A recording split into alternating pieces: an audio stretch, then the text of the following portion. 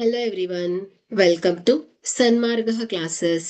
ಘಾತಾಂಕಗಳು ಮತ್ತು ಘಾತಸೂಚಿಗಳು ಅಧ್ಯಾಯದ 3ನೇ ಪ್ರಶ್ನೆಯನ್ನ ಗಮನಿಸಿ.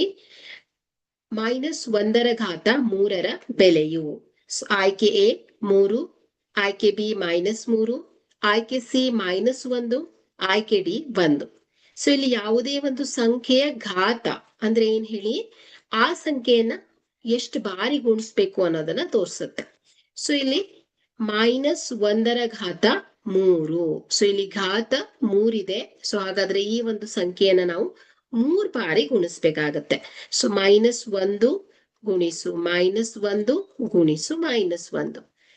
ಒಂದ್ ಒಂದ್ಲೆ 1, ಒಂದ್ ಒಂದ್ಲೆ 1. ಇಲ್ಲಿ ಚಿಹ್ನೆಯನ್ನು ಕೂಡ ಗುಣಿಸ್ಬೇಕಾಗತ್ತೆ.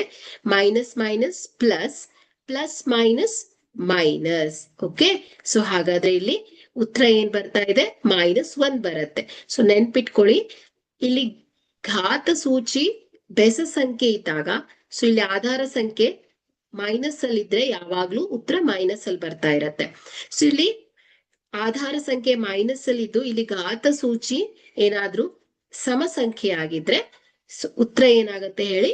ಧನಾತ್ಮಕ ಸಂಖ್ಯೆ ಬರ್ತಾ ಇರತ್ತೆ. ಓಕೆ, ಹಾಗಾದ್ರೆ ಇಲ್ಲಿ ಇದರ ಬೆಲೆ ಏನಾಗುತ್ತೆ ಹೇಳಿ? -1 ಆಗತ್ತೆ. ಕೊಟ್ಟಿರುವಂತಹ ಆಯ್ಕೆಯನ್ನ ಗಮನಿಸಿದ್ರೆ ಸಿ ಸರಿಯಾದ ಆಯ್ಕೆ ಆಗತ್ತೆ. Thank you.